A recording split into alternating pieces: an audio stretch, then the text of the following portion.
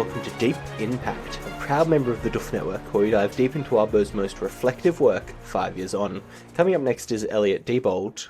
And that was Ruben Morehouse. And we are back to talk to you about Malfeasance 11.2. But before then, it's a friendly reminder that the Fanart competition is going on. So if you want to get in your reflection-themed pieces of Pact fan art, or Worm fan art, or Parahumans fan art, but probably Pact fan art. Yeah. You can check out duffmedia.com for more info. So I think submissions close towards the end of the month. There's a link in the show notes. It has all those details. We went through this last episode. Yes. Now, on to the chapter. And that chapter is about Blake standing in a mirror. He's not screaming anymore, so that's good. But he is just kind of looking over these reflections of trinkets that he's accumulated, and he's trying to figure out how he can MacGyver them into an escape route. Yeah, and we get some clarification on exactly what went down at the end of last chapter. So I guess that means I probably wasn't the only one who was a little confused by it. So it seems like him being in the mirror disrupts new things from manifesting in the reflections. And he can sort of shift his focus or kind of relax his presence to, turn that effect off, basically. Yeah, it seems like he has this aura of fucks with reflections, and he can kind of let it go a bit to turn it down, at least. Yeah, exactly, and without actually leaving the mirror. And I mean, I love this symbolically because it's Blake letting go to sort of let new things in. It sort of ties into, I think, what we're going to talk about a fair bit this chapter, which is Blake, finally accepting those changes he started to go through down in the drains. Yes, for better or for worse, I guess. Well, yeah. So this is such a fun little chapter, right? It's like such a classic little puzzle where we basically have all the information that we need to know how Blake is going to escape, and he just kind of puts it together as we put it together, and we just come along for the ride with this puzzle. It's just very fun and very rewarding to observe. Yeah, it's a fun little bottle episode type thing where he has all these pieces from the start, and we engage in other things, but it's just kind of a slow Blake putting these pieces together / taking them out to sort of solve the puzzle. Yeah. So Blake's kind of looking over the books that he has access to and reading through these books when Tiffany comes in to chit-chat. Yeah, so before that, let's quickly talk about the books, because, the first one has some neat little Latin Easter egg phrases that are kind of fun. And the second one gets a bit more time, because I think it's a little bit more interesting. It's basically like a how to summon a rage monster because you're angry, the book. Yes.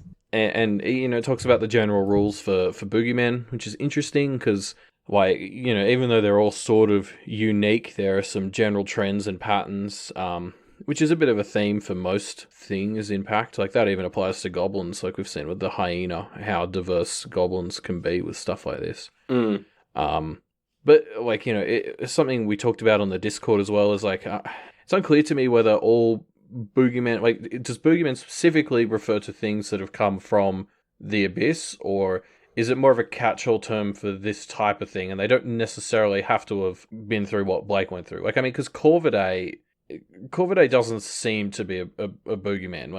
I think that they talked about the theory that he was created by the indigenous Canadians. Yeah. So that would imply to me that he's more manufactured, but he still is similar enough to boogeyman that he fits the qualification. I don't know. Yeah, boogeyman kind of does feel like just a catch-all for spooky things. Maybe humans who things that were once human that are now other monsters. Yeah. I don't know. Or things that are partially or mostly human. Maybe it's even semi-human type things. Yeah. Yes, and again, this just means that we really would love a story that dives more into the taxonomy of others, which is a fruitless pursuit, but one that I think would be fun all the same. It would be fun to follow the adventures of someone who's convinced that there is a set of rules. He just Yeah. needs to find it. It's And kind of the Harry Potter and the Methods of Rationality of the Pact universe, right? That version of Harry Potter in the Pact universe trying to categorize all these others. yeah, yeah.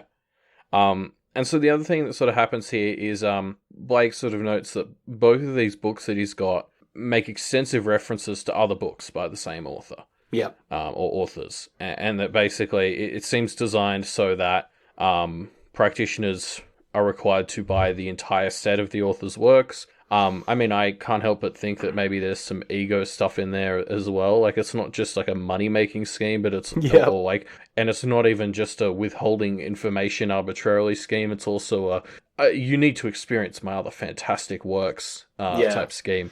It's like, no, I can't just summarize that because it would be too reductive of all my life's work. You have to go check it out. Yeah, exactly. So I have a feeling it's a combination of all three of those things. Yeah. But it really reinvigorates that contrast that we made 2 chapters ago with the Witch Hunters Network and how they were just openly sharing information. Yeah. Like, I don't think it's a coincidence we're sort of getting reminded of how blocked off information sharing between practitioners is so soon after seeing that. I honestly just think a lot of it comes down to pride and ego, right? Like, it seems that to be a practitioner, you have to have a pretty inflated ego, especially to be a practitioner author, which, I don't know. I mean, maybe it's true of any author, I don't know, but it seems especially true of practitioner authors. Yeah, I don't know. As I said, I think it's all of the above. I think it's pride and ego. I think it is sort of trying to inflate the value of their knowledge by bundling it all together. Like, yeah, I think it's both. Yeah. But anyway, back to Tiffany. Yeah, back to the conversation with Tiffany. And this conversation, it's kind of a bummer, right? I mean, he kind of lets a bit of his anger out at his general situation on Tiffany, and then feels like he has to keep it in check, which, I don't know. I mean, I don't know if you should feel guilty for kind of being asked to be let out of prison, which seems like a reasonable request, Blake, but he does feel guilty about it, and he does kind of keep it in check, as it were, which is interesting. Yeah, well, I mean, for him, it's sort of like he doesn't want to put pressure on Tiffany, and he knows she thinks she's not in a position to help him. So really him like begging and pleading or getting angry at her is really just making things worse. Yeah, and but it's a real testament. Well, I just want to say it's like a real testament to how good a person he is, that he's willing to shelve his own very reasonable anger at this situation to kind of put her first. Like, it's really putting his money where his mouth is in terms of how he keeps talking about how he wants to sacrifice himself for these friends. Like, this is him genuinely doing that. Yes, and it's good to see him actually do that, because we haven't seen him do it that much. I mean, we've kind of seen him do some pretty stupid things, but I don't think they came across as like smart self-sacrifice or like thinking instead of just acting, right? Whereas this is where he intentionally overrides his instincts, which is something I don't think we've seen him do ever. Yeah, and I mean, people can have a tendency to want to help others in their way. Like, Blake has fallen into the trap, I would say, of trying to help them by doing something they might not necessarily want, but he thinks they need. Yeah. Like that was sort of the general vibe of last arc, really. Whereas this is him sort of listening to what she's saying that she wants or needs and doing it. Yeah, which is a good move, Blake. So good stuff. Yeah. Another little thing I wanted to pull out before we get deeper into this conversation between them is Blake, quite a number of times this chapter just sort of straight up acknowledges symbolic connections between things. Like, he's kind of doing our job for us a lot. He's encroaching on our territory.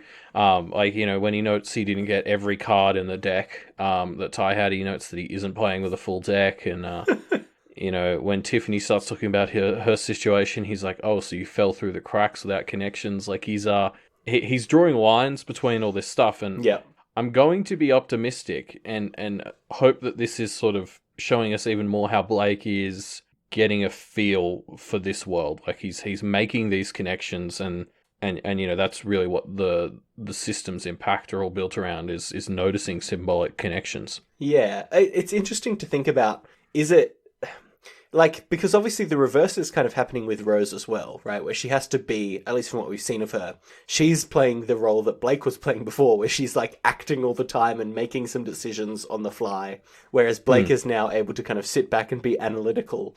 I wonder how much it's their positions having changed as a format of the kind of packed world and the systems in it, or whether it's just Rose is now under pressure all the time and Blake is the one who's actually just got time to chill in a mirror and can make these connections. I do like how those two things fit together. Yeah. But based on how Arc 10 went down, I can't help but think it's just a byproduct of Blake's current situation of being trapped. The second we see he isn't trapped at the end of the chapter, he's fucking diving off after the Bahames. Yeah, so that's true. I think it is just sort of a byproduct of where he is right now. But in saying that, Rose was always a little bit trapped in the mirrors. It seems like the rules for her were maybe a little bit different. So yeah. Well, I don't know. I mean, maybe they were, maybe they weren't. Blake seems to think that she just kind of... Well, actually, Blake has suggested both things. Blake has suggested, she just didn't actually figure it out, and that, no, this is my world. I'm, like, accustomed to it. Could be either, yeah, I mean, there's a lot of mystery there, compounded by the fact that Rose was full of shit the whole time. So, yes. Yeah, we may never know. Yeah. So Tiffany and Blake keep talking, and Tiffany kind of eventually gets a little bit fed up with Blake taking digs at Rose, and basically says, you can't keep doing that, or I'll have to leave. And Blake does it, true to his word. Yeah. So let's talk about Rose for a bit, because, I mean, Blake hates on Rose at various points in this chapter, as you just sort of mentioned. Yeah, I mean, I have too, and I do think that she's done a bunch of asshole moves, but... the bits where Blake starts talking about how Rose has like taken what was meant to be a good thing and putting them in danger, and she's manipulating what he built and twisting it. And it's like, does he not remember Toronto at all? Does he not remember the drains when he had like a whole vision built around the fact that he came to the realization that he had sort of become a bit of an abuser? Yes, it felt like a weighty realization at the time, but he does seem to have compartmentalized it a bit here. Yeah, because he... I mean, just like we saw, like he sort of talks about how bad it was of Rose to, sort of use them as bait for the town. Like when back in Arc 9, when he had the vision where everyone was like, we could come after your circle. And Rose was like, try. And, do it. And come at Tiff's, me. Yeah, and Tiff sort of like, that was all sort of part of our plan and we okayed it. And Blake sort of thinking, she pressured you into it, blah, blah, blah. And it's like, again, when he was building his rules with Conquest, he basically put Alexis and Ty on the chopping block under the assumption Conquest wouldn't take them. And he was right. And so was Rose. So, like, what's the difference? I mean, really? The charitable read is that now that Blake has realized the errors of his ways, he's more harsh on Rose for falling into the same trap. But I don't know if that's a fair play by Blake here. If that's where he is, then I think he should be coming at this more from I fucked up and it's still going and I want to fix it, which he doesn't say that. Yeah. But yeah, I mean, to tie this back to a little bit to in 10.x, I talked a bit about how Andy and Eva contrasted with Blake and Rose and how they compared. And I think I'm realizing now, I think I took the wrong thing away from 10.x and that comparison specifically, which was I was talking about how much these combinations of personality attributes and stuff show how different stuff they are. But I think really what it's showing is that these people aren't as different as they think. I think Andy isn't as different to Eva as he makes out. Like that was something, the ending of 10.x kind of hits home a bit. Like he finds some release in just the idea that he can just blow them all the fuck up. And, he liked killing that practitioner with a hunting rifle. Like I think Andy and Ava and Blake and Rose aren't as different as they all like to convince themselves. Yeah, I definitely agree with that. So look, I do think I think we can be harsh on Blake for a few things here, but the one thing that he does do quite well is he really is sticking to his end of the bargain with not, I guess, pressuring Tiff. He doesn't, he kind of blows up at her a little bit, right? But it's understandable given the situation he's in. And then from then on, he basically plays this conversation as cool as a cucumber. Yeah, and like, I think Tiffany is very reasonable on the other side of it. She kind of calls him out. She's like, hey, settle down, and he's like, Call your jets. and he's like, yep, good point. Yeah. And he does, and then she's also like, yeah, I get it. You've been through a lot. Like, there's a lot of reasonable actions on both ends of this. Yeah, yeah. So they keep talking, and Blake kind of fills in the memory blanks for Tiffany, filling in the memories of how they know each other, how they almost had a threesome with Alexis, how they went on a few dates, normal stuff like that. Yeah, normal friend things. Yeah. I mean, yeah, there was definitely part of me that because he mentions the date. She's like, oh, a date, and I was sort of like, oh yeah, this is like a good way to rebuild rapport and Yeah. tell her about how you two were kind of close, and then he just sort of jumped straight into the three-way, and I was like, oh, okay, he's not pulling any punches, he's going all in. No, but it does seem to work, right? Like, Tiffany kind of puts together, oh yeah, that is exactly the kind of thing that Alexis would do, and that fills in a gap for me. Yeah, I mean, she sort of implies that she does have memories of Alexis hinting at stuff like that. So, like, she can believe that was on the cards. And I mean, obviously, something we sort of need to talk about here is, like, Blake has that moment where he thinks that she's, like, looking at how monstrous he is. Yep. But it turns out that she still wants the bee. Yeah. This conversation goes from awkward to awkward very quickly. It's interesting because I mean, we'll say it again. The theme of last arc and this arc has been how human is Blake really, right? Yeah. And I mean, human enough to count for Tiffany here, at least. I mean, we did just spend a while talking about a story about a human and goblin romance, so I mean, nothing's off the cards in this world really. But Yeah. I mean, I'm gonna choose to take it as a good sign that like he's still human enough that Tiffany is still sort of connecting with him in that same way. Yeah, I think it's interesting that whenever these kind of topics came up before for Blake, his thought process was always along the lines of, yeah, maybe that would be nice, but I'm not going to do it because of my hang-ups. And that doesn't come up here, which is interesting because now he knows that that's what programmed. Maybe he's able to get himself around it mentally, like maybe these things are back on the cards for him. It's kind of hard to tell. Yeah, I mean, you're right. He just doesn't think about it at all. It's hard to say either way, really. He just sort of notices how awkward he's made things because he accidentally was like teasing her about checking him out, which he didn't even realize that's what she was doing. Yep. Solid play, Blake. Solid play.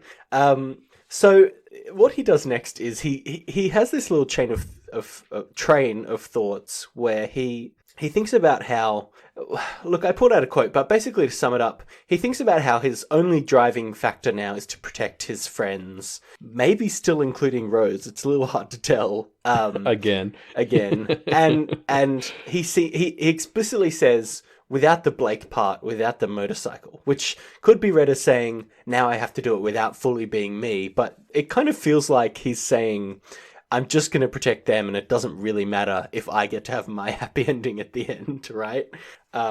Which, I don't know, like, has he completely given up on his happy ending? I mean, with the drains hanging over him as they are, I can see why you would. I sort of read it slightly differently. It's not mutually exclusive at all, but for me, this was really part of him accepting that all of his humanity is a bit of a write-off. He isn't human.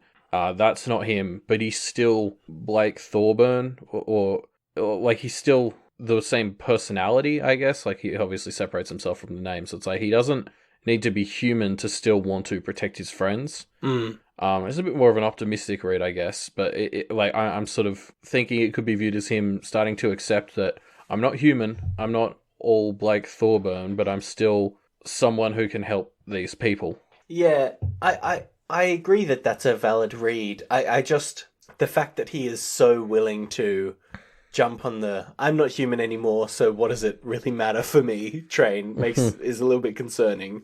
Yeah, for sure. I mean, like, he's always been self-sacrificing, but it does feel like it has been a means to an end rather than... And it is still, but the end now is for them and not for him. I don't know. Yeah. No, you're right. That is an important distinction. So eventually Tiffany and Blake stop talking because Blake kind of feels like he won't be able to stop bad-mouthing Rose for that long. So she leaves, and Blake is left by himself again. Yeah, and again, I think this is something he was enjoying the conversation, but he sort of has to be like, no, like I can't. I'm gonna put pressure on you if we keep doing this. Like Yeah. I think we just need to stop. I think that's the good thing to do as well as the smart thing because I think putting too much pressure on Tiffany at the moment will probably cause her to just To withdraw. walk away. Yeah. Yeah. So yeah, I mean, as I said, I think it's a good sign Yeah. and also a smart one. Yeah. I agree. Good work, Blake. Sticking to your word. Top marks for that. Next, Blake grabs a book and just starts smashing his ribs. And you put the line here about I didn't really include the context of this, but this is all the context that the book gives you when you first read it, right? Like you read Blake, he picks up a book and he just starts smashing at himself with it, and you're like, what the fuck are you doing? Yeah, well, I mean, he talks about the hole in his side and then just starts smashing near it. So you get the impression he's trying to increase the size of that hole, but it's definitely, you don't fully understand why. And you're sort of like, what? Come on, Blake. Like, it's Yeah. the most Blake thing ever. It's like, I'm just going to smash myself open, see what's in there. Yes. It's so great. It's so Blake. It's so crazy. It's a lot of fun. The line I like, another example of this finding connections thing is Blake thinks Tiff had talked about finding the buried strength within. Here we were, as he's kind of rummaging around inside his body. Yeah, it's a wild plan. Not only does he start smashing his ribs, they start to heal because the spirits are infesting him. And he's like, oh, but don't worry, he has a plan for Yeah, that. he gets the hyena and starts like chipping away at himself to use the hyena's anti-heal energy to fuck him over more permanently. So, it's a real mad lad play, but it does give him a pretty cool power where he can kind of reach in and pull out spirits and throw them at people and stuff. Yeah, but I mean, you can't help but wonder the long-term consequences of such a play. The reaction that I had to it is well, that shouldn't be allowed. Well, that shouldn't work. and presumably, if I'm thinking that, the spirits are thinking that too, which can only mean this is going to cause some bad shit for Blake. Yeah, I mean, Blake does sort of start to think about how, is this sort of the way others work? Like, this might be, it's certainly not allowed for humans. I don't even know if humans would be capable of doing this because they're not made out of, like, tree. Yeah. But it may be more allowed for boogeymen like Blake. We're not sure. And there may be a more direct way to do it that doesn't involve mutilating yourself. Yes. But it's interesting because, all of last arc, something that defined the arc was that like being infested with these spirits was like pretty bad. That was meant to be a very not good thing. Yeah. And if you start chewing through the nice cooperative spirits you've already got in you, like this, is that gonna stop the spirits from even bothering to show you up? Is it gonna like invite nastier spirits into the holes that you're making? Like there's a lot of potential huge risks to doing something like this. Yeah.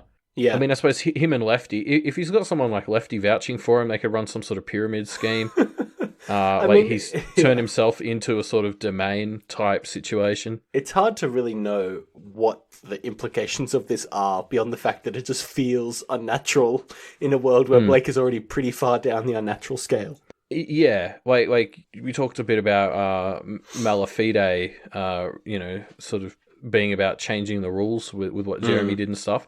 This felt like that to me. Like this was a huge moment where Blake is just reaching and tapping into the spirits that are within him and using them.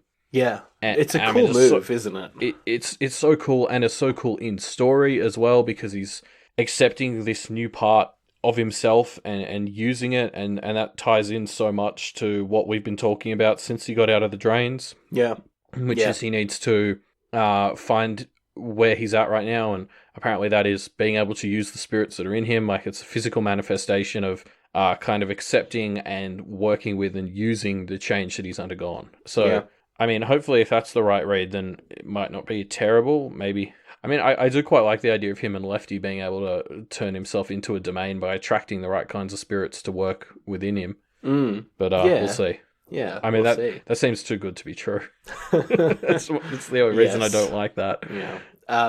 So Blake uses his new side hole to pull out Lefty, and gets Lefty to pop out of the mirror and turn it around.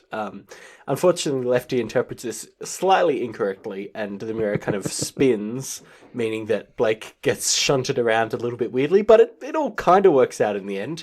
He's able to reach some other books, which seem to have been key to his plan, and he also sees the guard pirate boogeyman thing. Yeah. So first of all, I love the little irony that Lefty didn't quite appreciate the exact spirit of what Blake was saying, considering the role that spirits play in analyzing the spirit of a message. Well, Blake said push the mirror, and Lefty pushed the mirror. Yeah, It seems exactly. right to me. Yeah, but you think spirits would be able to appreciate the nuance of meaning, given that's their other job in the world Yeah. of practitioners. Maybe Lefty just thought this was better than what Blake actually wanted. But yeah, you're right. And then obviously there's this kind of I don't know, really downtrodden drains based Jack Sparrow on the other side of the mirror. Basically a pirate who seems to have gone through some rough shit, right? He's got a hook hand, he's got scars from octopus suckers. He doesn't have a peg leg or a parrot on his shoulder, which is disappointing, especially because having a parrot on his shoulder would be basically a complete reflection of Blake, which would be hilarious. But yeah, he just seems like the kind of guy who has a fun backstory. Yeah, it's one of those things in Pact, and like all good stories do this, where you leave a little bit of mystery, like you don't explain everything. Like I don't think we're going to get this guy's backstory, which is a shame because he's Next already interlude coming up. Extremely fascinating. Yeah. So this guard pirate guy kind of comes towards Blake, but Blake throws some word traps at him, which confuse him a bit. So much so that all he really can think of to do is scream. So the guard pirate screams, and Rose comes running to break the fun up again. So, I mean, I love this solution by Pirate Man to just start screaming, because it kind of echoes Blake last chapter. And there's this point where Blake crawls backwards, which it puts him away from the pirate in the reflection, but puts him closer to where the pirate would actually be in the real world in the reflection. And it's kind of like, it's interesting to think about them being reflections of each other. I quite like it. Yeah, absolutely. And the screaming sells that. Yeah. And then, obviously Rose comes in, and, I mean, things are tense, so she gets a bit of a pass, but she's also still a bit of a delightful arsehole. I quite enjoy, like, the bit where she just flips the mirror to put Blake back. Yeah. It's pretty fun. Yeah. I love how confused she is here, because she's like, how the fuck did you turn this mirror around? Like, it's really getting under her skin that he's somehow pulled a trick on her that she can't figure out. It's very funny. Yeah, and the other interesting thing is, so obviously we'll get to in a second, Blake breaks out, but Rose was going seemingly to get him a mirror that she was going to bring with. So like, this kind of worked already in a way. I mean, I still think Blake made the right call, trying to escape and not just being like, tagged along by Rose, but it's saying something that she was like, okay, like at the very least, she was thinking, you're going to be less trouble if I at least just bring you with me to let you try and help. So it's interesting that he sort of manages to break out and kind of go against her on that when she was finally willing to give a little. Yeah, it's interesting. I guess he's just kind of, any solution that isn't get me out of this thing right now so I can help is just not good enough for him to stop doing shit, right? No, exactly. Like, as I said, like, I don't think going and being trapped in a more portable mirror is necessarily a great outcome, but it is interesting that to some extent this got Rose to meet him not quite halfway, but a little bit closer to halfway. Yeah. Rose goes out again to deal with the assault on the house, giving some stricter instructions to the pirate guy. And Blake kind of looks over this book that he got, which I don't know what, like, it's hard to tell how much of this was his plan from the get-go, or how much he just kind of puts it together with this book. Yeah, I'm a little bit confused exactly how the book helped him, because he just sort of seemed to read the blurb, and I guess it confirmed what he was already suspecting. Yeah, he was checking, hey, does this disconfirm it? Because there was a line where he was like, oh, maybe I can rip up some pages and put together a paper body for the bird spirits, which is a bonkers thing to think, but it kind of indicates that he had a few plans bubbling, and he just wanted to see the book and see if this would work, and then maybe he'd try some other shit if it didn't. Yeah, because there's certainly nothing I noticed in the narration to suggest it gave him a hint as to any particular techniques, which, Yeah. and I don't think it could anyway, because they'd probably be practitioner focused, and he has to. I mean, one of the things that this whole spirit dumping into cards thing, like he just sort of literally pushes them in, which is such a fun visual. Like it's so like barbaric doesn't quite seem like the word I want, but just the way he's just kind of smushing them in, Yeah. it's so simple and like crude. Yeah, it's weird, isn't it? He just smushes them into the deck. Yeah, and so obviously that's like part of the reason he's having to do stuff like that is because he doesn't have access to the rules for practitioners. Yeah. So I don't know exactly how the book really did help him, but except to just confirm that this could work. Yeah, and it does. He connects the cards that he has to their real world version, knocking over his cards, knocks over those cards, and those cards spill out over the circle, which allow him to escape. It's a great plan, it's a clever plan, and it works. Mm-hmm. Yep, he's working with the spirits to be able to manipulate the outside world. It's a pretty powerful new ability. Yeah. Interestingly, as Blake is putting this in action, the guard pirate kind of notices he's up to something and starts chucking stuff at his mirror, and screaming, of course, which kind of interrupts Blake and starts his mirror domain kind of shrinking as the mirror breaks. And Blake kind of knows, oh, if I don't get out right now, I'm going back to the abyss. And he's super chill about it. He doesn't really freak out at all, which is interesting. Yeah, I mean, something we've talked about a bunch throughout this whole podcast, and something the book has sort of been very directly addressing in the last few chapters is how in sync with this world Blake is. Yeah. And I think this is kind of another example of that. Like he's always a little bit more confident than I would be diving into this sort of stuff, and it's because a lot of the time his intuition on these sorts of things is like pretty spot on, really. Yeah. His trust his gut approach has mixed success, but it probably has better than most people's would. So yeah, I mean, as I'm saying that, I'm sort of thinking, if we go with the idea that Blake and Rose are split from one person, or two people were merged and rearranged, and Blake seems to have gotten a whole chunk of the intuition for this world points. So assuming Granny Rose's plan was still to break the wheel, it's interesting that the sacrificial lamb would be the one who gets the intuition for the world. Like, I guess, maybe she wants Rose to think differently to help enact a new plan, or, I don't know. Maybe there's some more to it. Like, I guess, it still feels like we're waiting for another shoe to drop with this whole heirs business. Yeah. And I wonder if maybe this is something that will make sense in retrospect. We'll see, I suppose. Yeah, so Blake's out. He heads downstairs. He basically taunts Rose a bit, like, check it out, I got out. But then, it's like, all right, let's do it. What are we dealing with? Behames? Let's fuck them up. Favorite pastime, fucking with Behames. And the chapter ends with Evan and Blake kind of flying off to fight Behames together. So I'm not going to lie, Rose's frustration at him getting out was a little bit fun. Yeah. Because we're in his head and we know that he is here to help, so it's kind of just nice to see her get punished for not believing him. She calls him a motherfucker, which I like. Yeah, well, you can imagine how frustrating it would be from her perspective. Yeah. And then like I really like how exciting this ending is, because we've just had two chapters that I don't think slow is the right kind of word, but they're very introspective. There was a lot of like calm conversations. They're very reflective, very self-reflective. Yeah. Yes. Blake was very trapped inside the mirrors for all of them. And so there were bits of action and excitement, but it was a more slow type of excitement. Whereas now we're very clearly about to dive straight back into some like hectic bonkers action.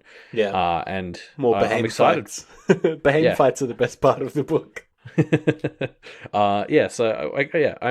We sort of just had two chapters that took a sort of calmer approach to this stuff, and I'm keen to get back into some crazy shenanigans. Yeah. Unfortunately, that will have to wait for Malfeasance 11.3. But before we go, I wanted to do another Monster Corner here, and this is probably the least plot-related Monster Corner that we've done yet, because we saw a pirate revenant this chapter, and so I thought it'd be fun to dive into the history of ghost pirates, zombie pirates, etc. and see where that came from. So I don't think it's going to be very plot relevant, but it will be informative. So that's something, right? Yeah, that's good enough for me. So the first recorded instance of ghost pirates that I could find is from The Rime of the Ancient Mariner, which is 1798, Yep. Coleridge big long poem thing. Basically, the plot of it is that a sailor has a really bad voyage after he kills an albatross, and he's cursed to basically have a shit voyage and then spread the message of how shit his life was after he killed this animal, because animals are good and you shouldn't kill them, is basically the plot of this poem. And one part of this horrible journey that he has is his ship and his crew come across this like ghost ship, basically, with a skeleton who is Death and this really pale woman, and they're playing dice, I think, for the fate of his crew. And Death wins, and all the crew die except for the mariner. And the mariner then just kind of sails around with a ghost crew who eventually rise and become like helpful ghosts and help him get home. But this is the first kind of instance of ghostly sailors, I guess. Yeah, okay, that's interesting. Yeah, so the before this, though, of course, there was kind of the mythology of a ghost ship, right? Like, very famously, ghost ships that don't have a crew. Often, like the Flying Dutchman, like Davy Jones type stuff. The Flying Dutchman is one of the most famous examples, first recorded in 1790, that was. The Flying Dutchman, though, is not, like, it doesn't have a crew. It's crewless, and it sails around, and it can never... The thing with the Flying Dutchman is it can never make port, you know, it'll always get turned away, and it's doomed to sail forever with no crew, right? But there's other examples of ghost ships. There's the Chilean Caluche. There's going to be some bad pronunciation in this bit. Just warning y'all. I mean, that looks. I don't think I can come up with anything better. Yeah. There's I think a Canadian one called the Fireship of Baie de Chaleur, French Canadian, I guess. And the Lady Loverbond. These are other example ghost ships. But, you know, like, ghost ships are not necessarily the same as ghost pirates. And a lot of these ships actually aren't pirate ships. They're just, like, regular ships. So they presumably have ghost sailors, not ghost pirates. But, you know, whatever. Yeah. So ghost ships and ghost pirates actually aren't as big as ghost ships, but they do have their own TV tropes page, which is fun. And this TV tropes page mentions other variants like the zombie pirate and the skeleton pirate. You know, Pirates of the Caribbean obviously quite famously has those skeleton pirates, I guess they would be. And there's also the Ghost Viking, which is one that I hadn't really heard of before, but it's interesting, and it brings me to another piece of mythology from Norse mythology, and they're called the Draugr. Again, weird pronunciation on that one. Yeah, that looks right, I think. It sounds right for what I'm looking at, yeah. Yeah, so Draugr are Norse zombies, basically. Originally land-based, where they would be like people that were buried with treasure and then would come back. But weirdly, there seemed to, over time, be this weird kind of cross-pollination between Draugr and what we would think of as something like a zombie pirate or a ghost pirate. And eventually it became so distinct that there became two types of Draugr, the land Draugr and what became known as the sea Draugr, which were drowned sailors that came back as revenants and would, like, prey on ships, right? Okay. Like, in their ghost ships, or just, like, were they walking around on the water or something? No, so they would be in ships, and they would take on like human bodies as disguises. The word Draugr is something like a cross between lying and body, something like that. So it's like, so they like possess people and stuff. Well, they're not possessions as much as they are like pretend people. So even for sea Draugr, they would sometimes like have heads made of seaweed to replace the heads that they had lost, stuff like that, where they kind of put together bodies that at first glance seem like humans in Halloween costumes or whatever, but are actually zombies. So they were written about for a long time. There's a first recorded reference to them is in the Erbiga Jaya, which is hard to pronounce, but it's like an Icelandic saga from the 13th century. I'm going to read out this section. Where one Thorod Scatcatcher and his men drown in mysterious circumstances, their ship and its catch of fish found, but none of its crew. Yet at their burial feast the drowned crew appear, dripping with water, and take up their seats. First they are welcomed, but when they continue to appear in the subsequent evenings, now are joined by another group of undead, they cause the mortal men to flee in horror and subsequently cause the outbreak of an unnamed sickness. So that's pretty standard with what you would expect. They're drowned sailors that come back to basically haunt the living sailors, I suppose. Cool. Yeah, so there's kind of a few different ideas about where the origins for ghost pirates come from. Maybe it's something that was a Norse mythology that kind of bled over into more Anglo mythology, or something to do with a ghost ship, and then someone just thinks, oh, maybe there's ghost sailors on a ghost ship. I mean, it's a straightforward thought. Yeah, I think, ghosts are pretty universal, so anytime you had a sort of society with groups of people that were heavily based, like, on the seas, Yeah. it makes sense that it would transition to ghost, Yeah, exactly. Ghost sailors. versions of this thing. Obviously, kind of obsession with life and death is one of the core things that defines mythology, so it makes sense. Obviously, it doesn't have much impact for Pact, but just fun to learn. Now, Elliot, you also did some research into ghost pirates. What did you come up with? Well, I just wanted to quickly mention that Ratchet and Clank has robot ghost pirates, proving once and for all that robots have souls, and thus everything that you said about that is wrong. But if robots have souls, they wouldn't become pirates, because pirates are mean, and mean people don't have souls. So it kind of then do humans not have souls? Yeah, not the pirate ones. Oh, okay, fair. Everyone knows that. Haven't you seen Pirates of the Caribbean? Anyway, that's a little bit of factoids about undead pirates or ghost pirates. Hopefully informative. And that leads us to the end of our discussion on Malfeasance 11.2. Thanks for joining us. Yeah, this was fun. And, if you want to continue the fun of talking about 11.2, you can head into the discussion thread linked below. Yes. Where everyone will be doing that. Yes, and also people may be interested to find, alongside the link to the discussion thread in our episode description, you'll find a link to find out more information about the Fanart contest on doofmedia.com. Mm-hmm. Speaking of doofmedia.com, it's a great website for finding out about all the other shows on Doof Media. Yep. It's also got all kinds of news and reviews and things you can use. What's that tagline from? It's stuck in my head and I don't know what it is. I have no idea where you've stolen that from. Yeah, all right. Anyway, if anyone knows, let us know in the comments or tweet at us at MediaMD Podcast. You can let us know what I stole that from, or just tweet at us about Pact. That's okay too. Yeah, and if you like this show, if you like the rest of the Doof Network, head to patreon.com/doofmedia.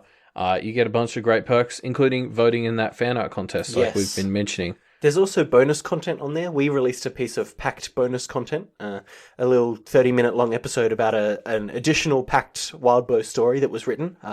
If you want to check that out, the only way to get access to that is to become a Patreon at patreon.com/doofmedia.